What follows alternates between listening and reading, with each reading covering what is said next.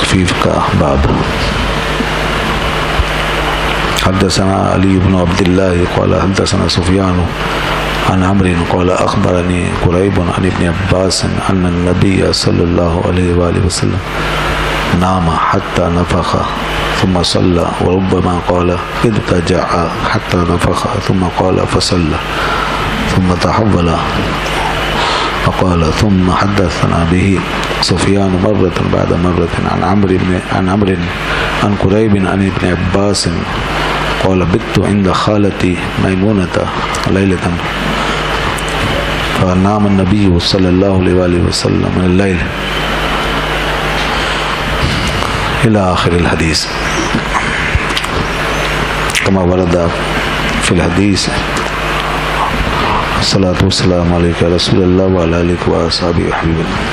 حدیث چونکہ طویل ہے میں نے اس لیے ابتدائی حصہ پڑھا ہے، اس کے بعد پھر ترجمے کے ساتھ ہی مکمل کر لیں. یہ جو باب آیا ہے تخفیف فی الوضو کے بارے میں. وضو میں تخفیف یعنی ہلکا وضو بنانا. آپ کو معلوم ہے، پیچھے بھی آپ نے سنا، مکمل وضو تو یہ ہے کہ ہر عضو کو 3 دفعہ دھویا جائے. اب تخفیف کیا ہوگی؟ تخفیف یہی ہوگی کہ ایک دفعہ دھو لیا، تو اگر ایک دفعہ بھی دھو لیا تو وضو تو ہو جائے گا. تو عام طور پہ تو سنت وہی ہے، وہ وضو کو مکمل طریقے سے کرنا، 3 دفعہ دھونا. اور دھونے کی تعریف یہ ہے کہ ہر حصے سے 2 قطرے کم از کم بہہ جائیں. اس طرح 3 دفعہ ہر عضو کو دھویا جائے گا. یہ مکمل وضو ہے اور اس کی بڑی فضیلت ہے. مگر بعض حالات میں کبھی کبھی تخفیف کے ساتھ بھی وضو کیا گیا، اور یہ بھی آپ علیہ الصلوۃ والسلام سے ثابت ہے، جیسا کہ اس باب میں آ رہا ہے.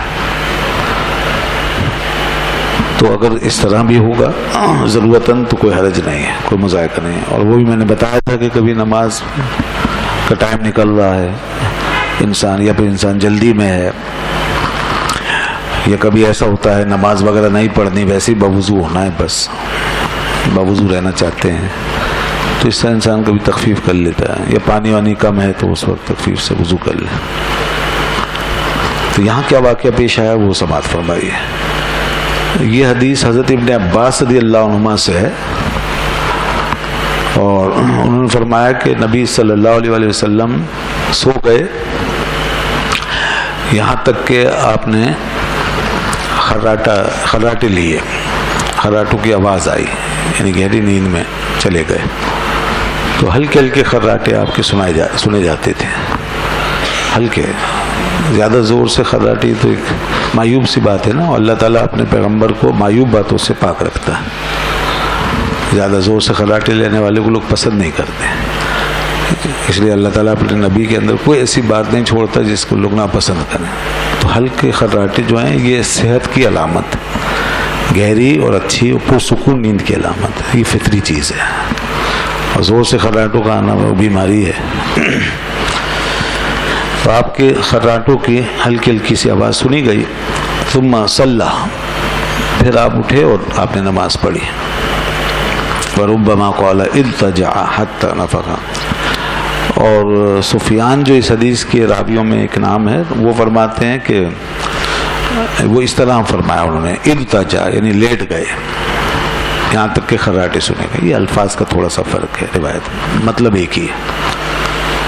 ثم قام، پھر کھڑے ہو گئے، فصلی، پھر نماز پڑھی. یہ آئے ان کے الفاظ. پھر اسی میں ایک اور سند لگ گئی. بعض دفعہ ایک حدیث کے اندر 2 سندیں داخل ہو جاتی ہیں، جیسے ایک منزل کے 2 راستے، 3 راستے. تو اس طرح ایک حدیث کی 2 سندیں، یعنی کچھ اور لوگ بھی آ گئے، انہوں نے بھی اس حدیث کو روایت کیا. تو ایک اور سند لگ گئی، اور اس میں سفیان فرماتے ہیں. اچھا، اور پھر اس کے بعد عمر ہیں، اور اس کے بعد قریب ہیں، پھر ابن عباس. تو حضرت ابن عباس رضی اللہ عنہ نے اب اس سند کے اندر یہ وضاحت بھی آ گئی، جیسے کہ بت عند خالتی. وہ فرماتے ہیں میں اپنی خالہ حضرت میمونہ رضی اللہ عنہا کے یہاں رات کو رکا. میمونہ آپ ام المومنین بھی ہیں، تو گویا نبی کریم صلی اللہ علیہ وسلم کے گھر میں کاشانہ اقدس میں وہ رکے لیلتاً، ایک رات. اور یہ چھوٹی عمر کا واقعہ ہے ان کی، جب وہ نابالغ تھے، چھوٹے بچے تھے. اب وہ رکے کیوں تھے؟ اس کی وجہ یہی ہے جو آگے حدیث بیان کی نا، وہ رات کا معمول دیکھنا چاہتے تھے. وہ اس تجسس میں تھے کہ نبی کریم صلی اللہ علیہ وسلم کا رات کا معمول پتہ چلے کہ حضور رات کو کیا عمل فرماتے ہیں، تاکہ اس کے بعد عمل کریں اس پر. تو چونکہ آپ خانوادہ نبوت سے تعلق رکھتے تھے، تو کہتے ہیں میری خالہ تھی میمونہ، حضرت میمونہ، میں ان کے پاس رک گیا، تو میں نے دیکھا کہ فنام النبی صلی اللہ علیہ وسلم من اللیل، رات کو نبی صلی اللہ علیہ وسلم سو گئے. فلما کان فی بعض اللیل، تو پھر کچھ رات گزرنے کے بعد قام رسول اللہ صلی اللہ علیہ وسلم، پھر رسول اللہ صلی اللہ علیہ وسلم اٹھے. فتودع من شن معلق، تو آپ نے ایک لٹکے ہوئے مشکیزے سے وضو فرمایا. ایک مشکیزہ لٹکا ہوا تھا پانی کا، اس سے آپ نے وضو بنایا. وضوءً خفیفا، ہلکا وضو. یہ وضو ہلکا تھا، مطلب وہ ویسے وضو نہیں تھا جیسے عام طور پہ آپ کرتے تھے. یخففہ امر نے کہا وہ ہلکا وضو آپ نے فرمایا. ویقللہ، اور اس میں بہت کم پانی استعمال کیا. ہلکا وضو یہ بھی ہو سکتا ہے کہ زیادہ گھس گھس کے نہ دھویا جائے اعضاء کو، اور بس پانی بہا لیا جائے. اور 3 دفعہ ہی ہو تو خالی پانی بہا لیا اور اس میں زیادہ گھس گھس کے اعضاء کو نہ دھویا جائے، یہ بھی ہلکا ہو سکتا. تو بہر کیف آپ نے ہلکا وضو کیا. فقام یصلی، اور پھر آپ نماز کے لیے کھڑے ہو گئے. فتودعت نحوا مما تودع، تو میں نے بھی پھر اسی مشکل سے وضو کر لیا جس سے آپ نے وضو کیا. ثم جئت، تو پھر میں آ گیا. فقمت عن یساری، تو میں آپ کے بائیں طرف کھڑا ہو گیا، نماز میں آپ کے بائیں طرف کھڑا ہو گیا. وربما قال سفیان عن شمالہ، اچھا پھر وہی حضرت سفیان کا لفظی اختلاف آیا کہ انہوں نے کہا شمال ہی، اور شمال کے معنی بائیں ہوتا ہے، تو یسار کہیں یا شمال کہیں مطلب وہی کہ بائیں طرف کھڑا ہو. اس کے بعد کیا ہوا؟ فحولنی، تو رسول اللہ صلی اللہ علیہ وسلم نے مجھے بائیں طرف سے گھمایا. فجعلنی عن یمینہ، اور اپنے دائیں طرف کر لیا. نماز ہی کے دوران آپ نے مجھے پکڑ کے بائیں طرف سے دائیں طرف کر لیا، کیونکہ اس میں طریقہ یہی ہے نا کہ آدمی دائیں طرف کھڑا ہو. ایک تو یہ بات پتہ چلی کہ جب ایک ہو نا کوئی مقتدی، تو وہ امام کے ساتھ کھڑا ہوگا، اکیلا آدمی پیچھے نہیں کھڑا ہو سکتا.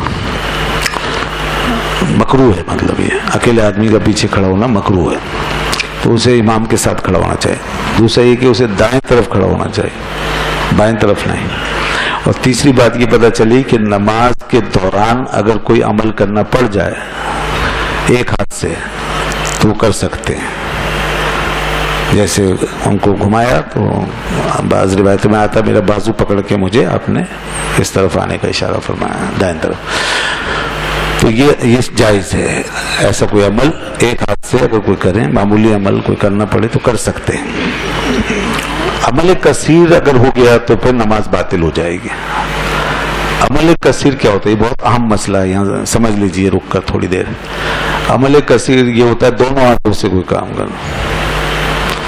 دونوں ہاتھوں سے کام کریں گے، کوئی بھی عمل کیا نماز باطل ہو جائے گی. دونوں ہاتھوں سے آپ نے ایسے کر کے کھجانا شروع کر دیا، اپنا ٹوپی یا امامہ درست کرنا شروع کر دیا وغیرہ، تو یہ نماز باطل ہو جائے گی. نماز ٹوٹ گئی، اب دوبارہ نماز پڑھ. اسی طریقے سے ایک ہاتھ کو بھی اگر آپ نے ایک ہی رکن میں 3 دفعہ ہٹایا، کوئی عمل کیا یا جیسے کھجایا، تو بھی نماز باطل ہو جائے گی، کیونکہ یہ عمل بھی کثیر ہو گیا. کسی بھی رکن میں جیسے قیام میں، رکوع میں، سجدے میں 3 دفعہ ہٹا کر کچھ کیا تو یہ نماز باطل ہو جائے گی، عمل کثیر ہو گیا. ایک ہاتھ سے بھی عمل کثیر ہو جاتا ہے اس طرح. تو ایک ہاتھ سے ایک آدھ دفعہ کرنے میں کوئی حرج نہیں ہے. اچھا اس میں بھی یہ خیال رکھیں کہ وہی عمل کریں جس کی نماز میں ضرورت پڑ گئی ہے.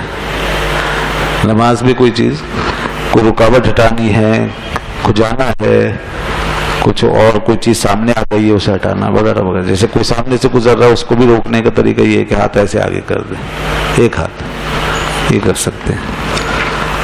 یا انسان کبھی ٹوپی گر جاتی ہے تو ایک ہاتھ سے لگا سکتے ہیں تو لگا لیں. یا موبائل آج کل بجنے لگتے ہیں تو وہ بھی بند کر سکتے ہیں ایک ہاتھ سے. جیب میں ہاتھ ڈال کے اسے بند کر دیں. بعض لوگ تو جیب میں سے نکال کے اور پورا دیکھ کر اور اس کے بعد پھر ایسے کر رہے ہوتے ہیں کہ پورا ایک ہاتھ سے ہونے کے باوجود ایسا لگتا ہے عمل کثیر ہو گیا. عمل کثیر کی ایک پیٹنٹ تعریف کیا ہے، مطلب وہ میں بتا دوں آپ کو. ایسا کوئی کام نماز میں کرنا کہ جس سے سامنے دور کھڑے ہونے والے کو ایسا لگے جیسے نماز میں نہیں ہے. اب آپ سمجھ جائیں. تو اب ایک ہاتھ سے بھی ایسا کام ہو سکتا ہے کہ جیسے نماز نہیں پڑھ رہا ہے. تو اب کوئی موبائل لے کے کھڑا ہو گیا تو یہ خطرناک بات ہے، عمل کثیر ہو سکتا ہے اس طریقے. تو اس لیے اسے جیب میں اندر ڈال کے بند کر دیں، سوئچ آف کر دیں. تو اس طرح ایک ہاتھ سے معمولی کام کرنے میں مذائقہ نہیں. اچھا اب ایک ہی ہاتھ سے غیر ضروری کام نماز میں کر رہے ہیں، یہ بھی اچھا نہیں ہے. نماز تو نہیں ٹوٹے گی مگر یہ اچھا نہیں ہے. جو اجازت دی گئی ہے وہ کسی ضروری کام کے لیے، بس کسی رکاوٹ کو دور کرنا ہے، کوئی مسئلہ ہے اس کو ٹھیک کرنا ہے وغیرہ. جیسے یہاں پر ایک نماز ہی کا یہ مسئلہ کہ ایک شخص جو ہے غلط کھڑا ہو گیا تو آپ نے اسے ایک ہاتھ سے دائیں طرف کھڑا کر لیا.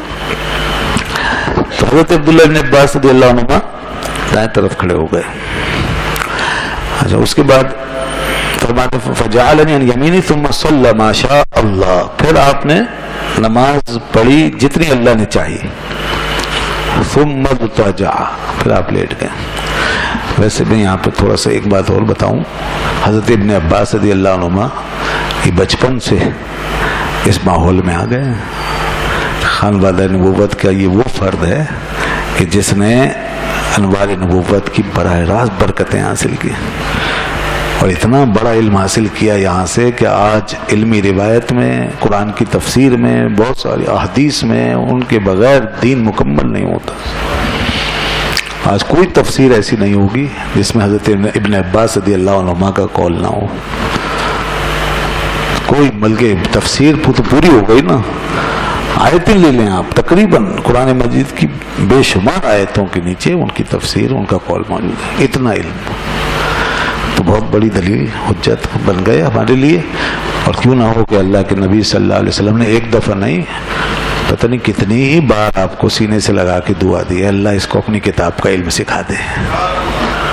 اللہم علمہ الکتاب والحکمہ، اس کو کتاب و حکمت کا علم سکھا دے. اسی لیے ترجمان القرآن کہلاتے تھے، قرآن کے ترجمان. صحابہ کرام بعد میں بڑے بڑے سینئر صحابہ نا، سینئر صحابہ آپ سے رجوع کرتے، آپ کی طرف رجوع کرتے، آپ کو شریک کرتے اور آپ سے مشورہ کرتے تھے، حالانکہ آپ جونیئر تھے. ایک دفعہ کا واقعہ دلچسپ بات ہے. حضرت امیر معاویہ رضی اللہ عنہ کے پاس ایک کیس آ گیا. اب وہ امیر ہیں اس زمانے، اس وقت امیر المومنین، خود صحابی ہیں، صاحب علم ہیں، سب کچھ. کیس یہ تھا کہ وہ کیسر روم کے بادشاہ نے ایک شیشی بوتل کانچ کی وہ بھیجی چھوٹی سی، اور حضرت امیر معاویہ سے کہا کہ اس کے اندر مجھے تمام جانداروں کو بند کر کے بیچ دیجئے. بتائیے بابا، یہ بڑی عجیب و غریب بات ہے. ایک بادشاہ وقت کہہ رہا ہے. تو جب وہ آیا ان کے پاس یہ پیغام تو وہ فکر میں پڑ گئے. سوچا، غور کیا، سمجھ نہیں آیا. لوگوں سے مشورہ کیا، پتہ نہیں چلا. حضرت ابن عباس رضی اللہ عنہ وہاں موجود تھے. ان کو بلایا اور کہا کہ یہ اس طرح ہم سے کہا گیا ہے، تو اب اس کا جواب دیجیے کیا ہے. انہوں نے کہا کہ آپ ایسا کیجئے، اس کے اندر پانی بھر کے بھیج دیجیے. کہنے لگے پانی، اس کا کیا مطلب ہے؟ آپ نے فرمایا اللہ تعالیٰ کا ارشاد ہے وَجَعَلْنَا مِنَ الْمَاءِ كُلَّ شَيْءٍ حَيٍّ، ہم نے ہر زندہ چیز کو پانی سے پیدا کیا. بس ساری زندگی آ گئی اس میں. کہنے لگے واہ واہ، جواب نہیں آپ کا. یہ تھا وہ علم ان کا. اس طرح کے نقطے ان کو ملتے تھے قرآن سے اور کلام نبوت سے. ظاہر ہے یہ سب اس عمل کی برکت، اس ماحول کی کہ جس میں بتا رہے ہیں. میں اس طرح راتوں کو حضور کی خدمت میں پہنچ جاتا تھا. ثم التجا، پھر رسول اللہ صلی اللہ علیہ وسلم نے جب وہ نماز پڑھ لی پھر آپ لیٹ گئے. فناما، پھر سو گئے. اس سے کیا پتہ چل رہا ہے؟ آپ نے فرمایا تھا اپنے اصحاب کو جنہوں نے کہا تھا ہمیں ایسی عبادت کریں گے کہ پھر سونا بھول جائیں گے. آپ نے فرمایا نہیں، یہ میری سنت نہیں ہے. میری سنت یہ ہے کہ میں سوتا بھی ہوں اور عبادت بھی کرتا ہوں. میرا طریقہ یہ ہے کہ میں نکاح بھی کرتا ہوں. میرا طریقہ یہ ہے کہ میں روزہ بھی رکھتا ہوں اور افطار بھی کرتا ہوں. یہ آپ نے بولا. اور جس نے میرے طریقے کو چھوڑا وہ مجھ سے نہیں ہے. تو یہ اعتدال بتایا، سونا بھی رات کو اور پھر عبادت کے لیے وقت نکالنا. یہ تو فنام حتی نفخ، پھر آپ اسی طرح سو گئے یہاں تک کہ خراٹوں کی آواز آنے لگی. ثم اتاہ المنادی، اور پھر فجر تک آپ آرام فرما رہے یہاں تک کہ مؤذن آیا. فآذنہ، اور اس نے آ کے آپ کو نماز کی اطلاع دی للصلاۃ. فقام معه الى الصلاۃ، پس نبی کریم صلی اللہ علیہ وسلم اس کے ساتھ نماز کے لیے تشریف لے گئے. فصلی، پھر نماز پڑھی. ولم یتودع، وضو نہیں بنایا. یہ ہے وہ چیز، یہ نبی کی خصوصیت ہے. سو گئے، خراٹوں کی بھی آواز آئی اور پھر اٹھ کے ایسی نماز ادا فرما لی، وضو نہیں بنایا. اس کی کیا وجہ ہے؟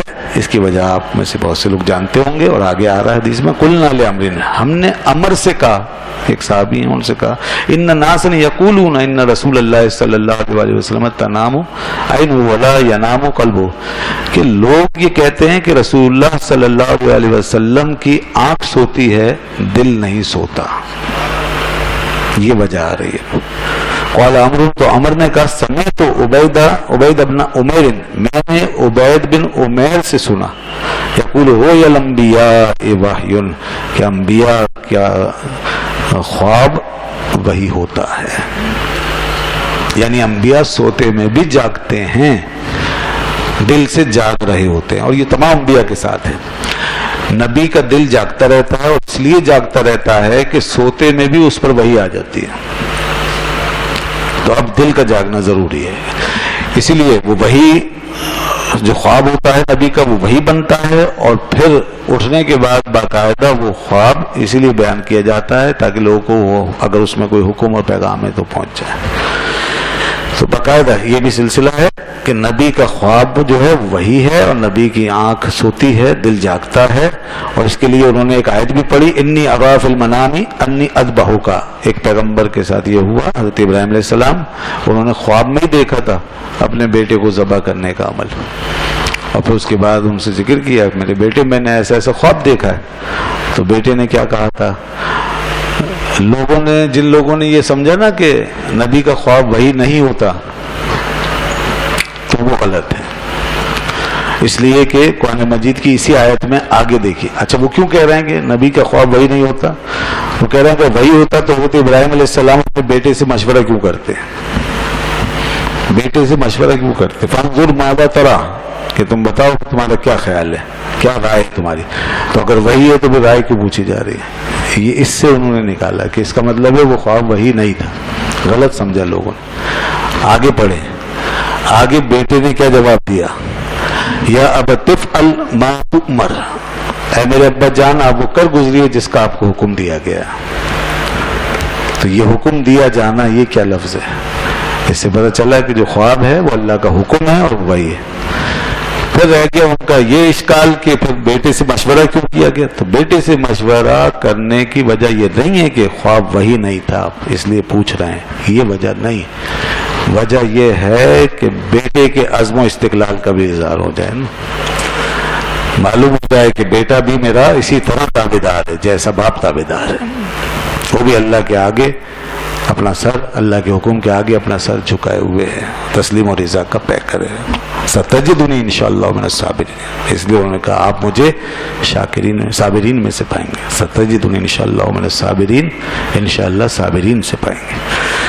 تو یہ بیٹے کے مقام کا اظہار ہو گیا، ورنہ نبی کا خواب وہی ہوتا ہے، اور اس طرح کے واقعات ہیں قرآن پاک میں بھی بعض انبیاء کے خواب کا ذکر ہے، اور نبی کریم صلی اللہ علیہ وسلم کے بہت سے خوابوں کا ذکر ہوا ہے۔ ہم بعض دفعہ اللہ تعالیٰ اپنے پیغمبر کو جو خواب دکھاتا ہے اس کی مراد ابتداءً مخفی رکھتا ہے، بعض دفعہ ایسا ہوتا ہے کہ اللہ کسی حکمت کے تحت ان سے اپنی مراد کو مخفی رکھتا ہے، پھر اس کے بعد وہ چیز ان پہ ظاہر ہو جاتی ہے، اس کی حکمت ہے۔ اور اچھا یہ ایسا حضرت ابراہیم علیہ السلام کے اس میں ہوا نا کہ ان کے خواب کی جو مراد تھی کہ اس کے پیچھے ایک مینڈا ذبح کرنا ہے، اللہ نے اس کو مخفی رکھا، مگر انہوں نے جو کچھ دیکھا اور اس سے جو کچھ تعبیر لی وہ اپنی جگہ درست تھا۔ انہوں نے جو کچھ دیکھا اس پر ایز اٹ از عمل کیا، بیٹے کو لیا اور چھری چلا دی۔ اللہ یہ بھی چاہتا تھا کہ یہ آج یہ قربانی بھی رقم ہو جائے، پیغمبر کی عظمت کا پتہ چلے، پیغمبروں کے گھرانہ، ان کا ایثار، ان کی للہیت، ان کا صبر و تسلیم کا مقام یہ پتہ چلے۔ اسی لیے تو اللہ تعالیٰ نے بعد میں یہ تھوڑی فرمایا ابراہیم تم نے تو یہ غلط سمجھ لیا، یہ نہیں فرمایا تم نے غلط سمجھ لیا، میری مراد تو یہ تھی کہ مینڈا ذبح کریں اور آپ بیٹے کو لے کے ذبح کر رہے ہیں، یہ نہیں فرمایا، بلکہ کیا فرمایا قد صدقت رؤیا، اے ابراہیم تم نے اپنا خواب سچ کر دکھایا۔ اس کا مطلب ہے وہ جو کچھ کر رہے تھے وہ صحیح تھا، لیکن اللہ کی مراد مخفی تھی، اور وہ یہ تھی کہ اس خواب کے بعد مینڈے کو ذبح کرنا ہے، تو وہ اس کا پھر اظہار فرما دیا، پھر اس کی جگہ مینڈا آ گیا۔ تو جو کچھ حضرت ابراہیم علیہ السلام سے تسلیم و رضا کے سلسلے میں ماڈل پیش کروانا تھا وہ کروا دیا، اور اسماعیل علیہ السلام کی جو مثال قائم کروانی تھی وہ کروا دی۔ تو آپ کا سمجھنا غلط نہیں ہے، آپ نے جو کچھ کیا درست کیا۔ اس لیے علامہ شبلی نعمانی اگر یہ لکھ رہے ہیں نا اپنی کتاب میں کہ حضرت ابراہیم غلط سمجھے، یہ حضرت ابراہیم کی شان کے خلاف ہے، یہ پیغمبر کی شان کے خلاف ہے۔ علامہ شبلی کے الفاظ کہ حضرت ابراہیم غلط سمجھے تھے، خواب کی تعبیر یہ نہیں تھی، وہ تھی جو بعد میں ظاہر ہوئی، مینڈا ذبح کرنا تھا، اور وہ یہ سمجھے کہ بیٹے کو ذبح کرنا۔ تو یہ جو حضرت ابراہیم علیہ السلام کی شان میں الفاظ کہے گئے کہ غلط سمجھنا، یہ ایک پیغمبر کے مقام کے منافی۔ اگر ایسا تھا تو اللہ فرماتا کہ آپ نے غلط سمجھا، اللہ تو فرماتا آپ نے اپنا خواب سچ کر دکھایا۔ یہ اصل میں مقام نبوت سے گزرنا آسان نہیں ہے، یہ بتا دوں میں آپ کو۔ بڑے بڑے علامہ پھسل جاتے ہیں، بڑے بڑے علامہ، علم بہت ہوتا ہے، سب کچھ ہوتا ہے، قلم ان کے قلم کے شہ سوار ہوتے ہیں وہ، اور انہیں پوری قادر الکلامی حاصل ہوتی ہے، مگر مقام نبوت کے کچھ اور بھی تقاضے ہیں کہ وہاں کی تقدیس، اس کی عظمت، اس کی حساسیت۔ اسی لیے کسی شاعر نے کہا نا ادب کا ہیست زیر آسماں از عرش نازک تر، نفس گم کردہ می آیت جنید و با یزید ایجا، کہ یہ جو جگہ ہے نبی کریم صلی اللہ علیہ وسلم کا آستانہ، یہ عرش معلیٰ سے بھی زیادہ نازک ہے، اس سے بھی زیادہ نازک اور حساس مقام ہے یہ۔ یہاں پر جنید و با یزید جیسی ہستیاں بھی یہاں حاضر ہوتی ہیں تو سانس روک روک کر کہیں بے ادبی نہ ہو جائے، کہیں بے ادبی، تو بڑے تقاضے ہیں ادب کے۔ اس لیے اے دوست ادب کے در حریم دل ماں، شان شاہ انبیاء پیغمبر عربی است۔ اے دوست ادب کا مقام ہے کہ ہمارے دل میں اب شہنشاہ انبیاء، نبیوں کے شہنشاہ اور پیغمبر عرب و عجم تشریف لا رہے ہیں، سراپا ادب بچ جاؤ۔ تو پیغمبروں کے خواب وہی ہوتے ہیں، اور پیغمبروں کی نیند جو ہے صرف آنکھ سے متعلق ہوتی ہے، دل سے متعلق نہیں ہوتی۔ اسی لیے اللہ کے رسول صلی اللہ علیہ وسلم سو کر اٹھتے اور کبھی کبھی نماز ادا فرما لیتے تھے۔ تو ہم تو ان کی نیند کے جیسے نہیں ہو سکتے، ان کی نیند کے برابر نہیں ہو سکتے، تو ان کی بیداری میں کیا ان کے برابر ان کے مثل ہو۔ اللہ نے جب ان کی نیند ایسی بنائی ہے کہ اس میں بھی وہ غافل نہیں ہے، تو بیداری میں کیا غافل ہو؟ تو ہو ہی نہیں سکتا کہ پیغمبر غافل ہو۔ ہاں اللہ جب چاہتا ہے تو کسی چیز سے توجہ ہٹا دیتا ہے، اور کوئی ہونے والی بات وہ ہو جاتی ہے، ٹھیک ہے۔ اس کے بعد آگے آئیے، باب ہے یہ باب و اسباغ الوضو۔ اب یہ وضو مکمل کرنے کے حوالے سے باب ہے، وقد قال ابن عمر اسباغ الوضوء الانقاء، ابن عمر رضی اللہ عنہ فرماتے ہیں وضو کا مکمل کرنا انقاء ہے. انقاء یہ الف سے ہے، اور ایک انقاء ہوتا ہے عین سے، ناپید کو کہتے ہیں، الف سے انقاء. اس کا مطلب صاف کرنا، صفائی کرنا، کسی چیز کو چمکا دینا، انقاء. تو یہ وضو جو ہے نا، وضو کو مکمل کرنا، یہ اعضاء کو صاف کرنا ہے. یہ صاف کریں خوب اچھی طرح، اگر میل مٹی لگا ہوا ہے تو صاف کریں. یہ ایک اسباغ ہے مکمل کر. 3 دفعہ دھونے میں ہو جائے تو ٹھیک ہے. اب یہ مسئلہ سن لیجئے، 3 دفعہ دھونے سے اگر یہ صفائی حاصل ہو جائے تو ٹھیک ہے، اور اگر 4تھی دفعہ بھی دھونا پڑے نا صفائی کے لیے، مزید صفائی تو دھو سکتے ہیں. 5ویں دفعہ بھی دھونا پڑے تو دھو سکتے ہیں. طہارت کے لیے نہیں، صفائی کے لیے، اس میں کوئی حرج نہیں ہے. جیسا کہ بعض اصحاب کے بارے میں یہ آیا کہ وہ غالباً حضرت ابن عمر رضی اللہ عنہ کے بارے میں آیا کہ 7 دفعہ بھی دھوتے تھے کبھی پیروں کو. کیوں؟ اس لیے کہ وہ پیروں میں کبھی جوتی نہیں ہے، ننگے پیر نکل گئے تو پیر میں مٹی وغیرہ لگ گئی، آلودہ ہو، تو اس لیے اس پہ زیادہ دھونا پڑا. تو کوئی اگر زیادہ مرتبہ بھی دھوتا ہے اس طور پر تو جائز ہے. اور پیچھے جو آپ نے فرمایا جس نے 3 دفعہ سے زیادہ دھویا اس نے زیادتی کی اور ظلم کیا، تو اس کا مطلب دوسرا ہے. اس کا مطلب یہ ہے کہ طہارت کے لیے جس نے یہ سمجھا کہ 3 دفعہ میں طہارت نہیں ہوئی، 4تھی دفعہ بھی دھونا چاہیے، اس نے زیادتی کی. صفائی کے لیے دھوتا ہے کوئی حرج نہیں. یہ گرمی بہت ہے، ٹھنڈک کے لیے دھو رہے ہیں، کوئی حرج نہیں، یہ کر سکتے. دین میں بڑی گنجائشیں نکلتی ہیں اس طرح. اس کے بعد یہ حدیث آتی ہے. اب اس میں حضرت ابن عباس، مولا ابن عباس رضی اللہ عنہ ہیں قریب، وہ روایت کرتے ہیں. مولا کا مطلب غلام، ان کے غلام ہیں. حضرت اسامہ بن زید سے انہوں نے کہا کہ میں نے سنا ان کو، یعنی اسامہ بن زید سے سنا انہوں نے، کیا فرماتے تھے؟ دفع رسول اللہ صلی اللہ علیہ وسلم من عرفہ، حضور صلی اللہ علیہ وسلم عرفہ سے روانہ ہوئے. عرفہ کا مقام جہاں حاجی جاتا ہے 9 ذی الحج کو، اور وہاں وقوف عرفہ جو ہے حج کا سب سے اہم رکن ادا کرتے ہیں آپ، وہاں سے آپ روانہ ہوئے. 9 کو جب سورج غروب ہو جاتا ہے تو سیدھے وہاں سے مزدلفہ آ جاتے ہیں حاجی. اور مغرب کی نماز ادا نہیں کی جاتی جب تک مزدلفہ نہ پہنچے. مزدلفہ پہنچنے کے بعد مغرب کی نماز عشاء کی نماز کے وقت کے اندر دونوں نمازیں ساتھ ملا کے پڑھی جاتی ہیں. تو آپ عرفہ سے روانہ ہوئے حتی اذا کان بالشیب، یہاں تک کہ آپ ایک گھاٹی میں اترے، نزلہ نہ اترے، فبالا، پس آپ نے وہاں استنجا فرمایا، ثم توضا، پھر وضو فرمایا. ولم یسبغ الوضوء، یہ ہے وہ وضو جس کے لیے فرمایا. مکمل وضو نہیں فرمایا آپ نے، کامل وضو نہیں فرمایا، یعنی آپ نے وضو مختصر کیا اور ہلکا کیا. تو شاید ایک دفعہ دھویا، یہ مقصد ہو سکتا ہے. اور اس کی وجہ یہ ہے کہ اس وضو سے نماز نہیں پڑھنی ہے. یہ سفر ہے، آپ نے وضو فرمایا سفر پہ روانہ ہونے کے لیے، اور سفر میں آپ چونکہ ذکر الہی کرنا ہے، حج کا موقع ہے، کثرت سے ویسے بھی آپ کا معمول تھا اور حج میں اور زیادہ، تو آپ نے یہ مناسب نہ سمجھا کہ بغیر وضو کے نکلا جائے، تو وضو بنایا ہلکا سا تاکہ جو ذکر ہو وہ حالت وضو میں ہو.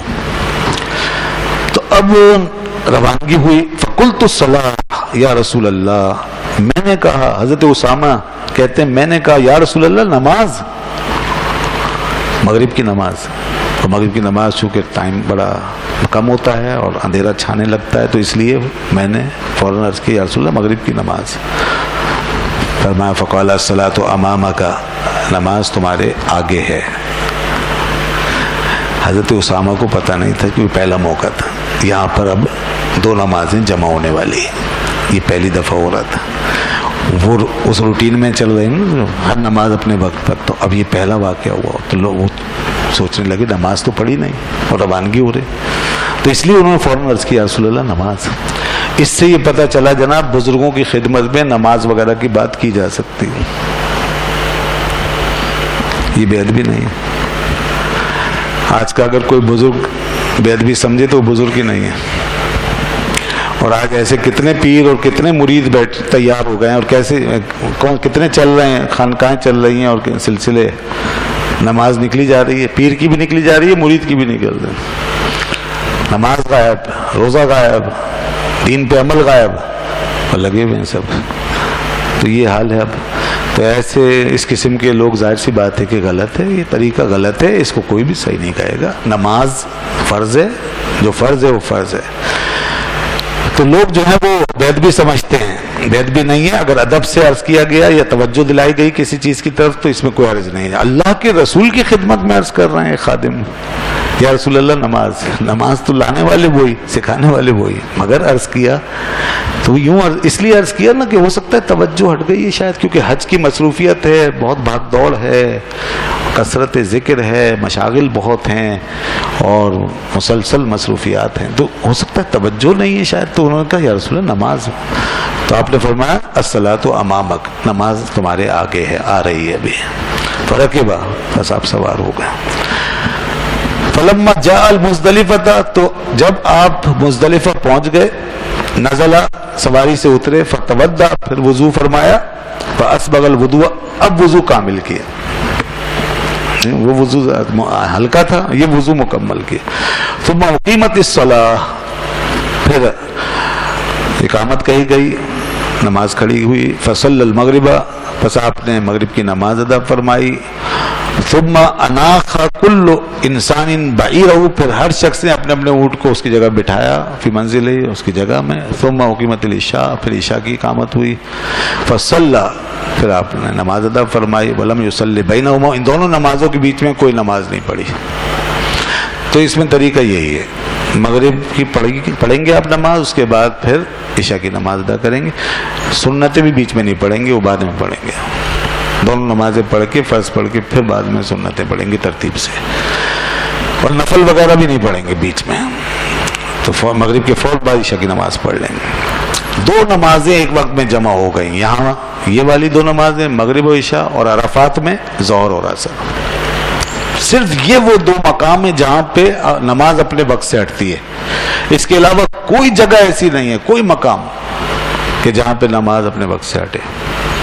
اللہ تعالیٰ نے فرمایا ان الصلاۃ کانت علی المؤمنین کتابا موقوتا، بے شک نماز اپنے مقررہ وقت پہ فرض ہے، لہذا اسے اسی وقت میں پڑھنا پڑے گا. بعد میں نماز قضا ہوگی، ادا نہیں ہوگی. صرف ان دو جگہوں پر نماز قضا نہیں ہوتی، ادا ہی ہوتی ہے. عصر کی نماز ظہر کے وقت میں پڑھتے ہیں عرفات میں، اور مغرب کی نماز عشاء کے وقت میں پڑھتے ہیں مزدلفہ میں. یہ قضا نہیں ہے، یہ ادا ہے. اور سیدھی سی بات ہے، دین تو ان کی اداؤں کا نام ہے. جب وہ وقت میں ادا فرمائیں تو ادا، اور جب وقت کے بعد ادا فرمائیں تو بھی ادا. تو آپ نے وقت کے بعد اس کو مقرر کر دیا ہوگا، ٹھیک ہے نا. تو یہ آپ صلی اللہ علیہ وسلم کی اتباع اور یہ دین کا حکم، یہ خصوصیات ہمیں بہت سی چیزوں میں نظر آ سکتی ہے.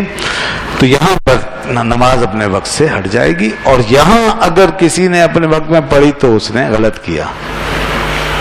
یہاں اپنے وقت میں پڑھی نا نماز تو اس سنت سے ہٹ جائے گا. یہاں پر یہ، اور جناب دیکھیے نا، یہاں پر آج یہاں نماز جو ہو رہی ہے نا، یہی نماز افضل ہے سب سے زیادہ. وقت سے بھی ہٹی ہوئی ہے اور اس جگہ پہ پڑھی جا رہی ہے، یہی افضل ہے اس دن کی نماز. اگر کوئی یہاں کے بجائے مکے میں جا کے، کعبۃ اللہ میں جا کے نماز پڑھ رہا ہے تو اس کی نماز آج اس نماز کے مقابلے میں کچھ نہیں ہے. یہ نماز جو آج حاجی یہاں پڑھ رہا ہے نا، یہی نماز افضل ہے، اس نماز سے بھی افضل ہے جو کعبے کے اندر کوئی پڑھے. کیوں؟ اس لیے کہ کعبہ ہو، منا ہو، عرفات ہو، سب رسول اللہ صلی اللہ علیہ وسلم کی پیروی میں ہے. جہاں حضور نے نماز پڑھی بس وہی نماز پہ افضل ہے. اگرچہ کعبے میں 1,00,000 نمازوں کا ثواب ہے، مگر آج یہ ثواب یہاں پر ہے حضور صلی اللہ علیہ وسلم کی پیروی میں. تو یہ ہے اصل میں دین سارا اتباع رسول کا نام ہے، آپ صلی اللہ علیہ وسلم کی پیروی کا نام ہے. تو اس لیے دین کی اصل حقیقت یہی ہے، جہاں آپ تشریف لے گئے دین وہیں چلا جائے گا.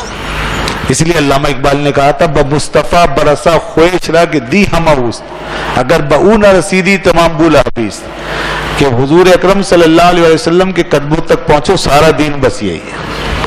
اگر سرکار دو عالم کو نہیں پایا تو پھر دین نہیں ہے، سب بولا بھی. تو اس لیے ہم جو کچھ دین میں فرض ہو یا واجب یا سنت، جو بھی عمل ہو رہا ہے یہ رسول اللہ صلی اللہ علیہ وسلم کی پیروی میں ہو رہا ہے، آپ کی اتباع میں ہو رہا ہے، آپ کی اطاعت میں ہو رہا ہے، آپ کی محبت میں ہو رہا ہے، اگرچہ وہ قرآن میں ہے یا حدیث میں ہے، اللہ نے اسے فرض فرمایا یا آپ نے اسے سنت قرار دیا، وہ ہے سب آپ کی اتباع اور آپ کی پیروی میں۔ ثابت ہوا کہ اصل اصول، ثابت ہوا کہ جملہ فرائض فروع ہیں، اصل حضور حاضری اس پاک در کی ہے۔ یعنی اس لحاظ سے دیکھیں تو سارے فرائض شاخ بن جاتے ہیں، رسول اللہ صلی اللہ علیہ وسلم کی پیروی جڑ ہے، آپ کی پیروی، آپ کی اطاعت جڑ کی طرح ہے، اور سارے فرائض اور سارے واجبات شاخوں کی طرح ہیں۔ تو جس طرح شاخیں جڑ کی محتاج ہیں، اسی طرح یہ سارا دین آپ صلی اللہ علیہ وسلم کی پیروی کا محتاج۔ کوئی چیز بھی اگر حضور کی اطاعت سے خالی ہو کر کے گزاری گئی اور یہ سمجھا گیا کہ میں حضور کے پیچھے نہیں چل رہا، میں نے خود ڈائریکٹ لے لیا یہ، تو وہ دین ہی نہیں ہے، وہ تو دین سے باہر نکل گیا۔ ساری زندگی بھی عمل کرے، دین سے باہر ہے وہ۔ از رسالت دین ماں آئین ماں، علامہ کا شعر ہے فارسی میں، از رسالت دین ماں آئین ماں، از رسالت در جہاں تکوین ماں، کہ رسالت سے ہمارا دین ہے، رسالت ہی کے ذریعے ہمارا آئین و دستور ہے اور کانسٹیٹیوشن جو بھی ہے وہ ہے، اور رسالت سے ہی ہمارا دنیا میں وجود ہے۔ از رسالت 100,000 ماہ یکست، جزو ماہ جزو لا ینفکست، رسالت ہی کی وجہ سے ہمارے لاکھوں کروڑوں ایک ہیں، اور آپ کا تعلق اور آپ کی نسبت نہ ہو تو ہمارا وجود ریزہ ریزہ ہے، اور آپ کا تعلق ہے تو ہمارا ہر حصہ وجود کا ایک ایسا جز ہے جو کبھی جدا نہیں ہو سکتا، چاہے وہ گورا ہو تو بھی ہمارا حصہ ہے، چاہے وہ کالا ہو تو بھی ہمارے وجود کا حصہ ہے، چاہے وہ پاکستانی ہو تو بھی ہمارے وجود کا حصہ ہے، چاہے وہ افریقی ہو تو بھی ہمارے وجود کا حصہ ہے، عربی ہو عجمی ہو، یہ سب ذات رسالت مآب صلی اللہ علیہ وسلم کی وجہ سے کہ 100,000 ماہ یکست۔ یہ ہے جناب مقام رسالت کہ جو ہماری دینی، مذہبی، سیاسی، سماجی، معاشرتی، اجتماعی ساری زندگی اور اس کے سارے شعبوں کی بنیاد ہے اور اساس ہے، اس کی تشکیل کا واحد ذریعہ ہے کہ آپ کے بغیر ہماری کسی شعبے کی کوئی تشکیل ہی نہیں ہوتی اور اس کا قیام ہی عمل میں نہیں آتا، پھر وہ دین اس کے دائرے سے باہر نکل جاتا ہے اگر آپ کی نسبت اس میں داخل نہ ہو۔ تو یہ نمازیں یہاں پر جمع ہو گئی، آپ نے جمع کر کے پڑھی، تو پھر آج تک اسی طرح پڑھی جا رہی ہیں۔ بس یہ 2 مقامات ہیں جہاں نماز جمع ہوتی ہے۔ اللہ تبارک و تعالی سے دعا ہے کہ ہمیں ان باتوں کو سمجھنے اور عمل کرنے کی توفیق عطا فرمائے۔ وآخر دعوانا الحمدللہ رب العالمین۔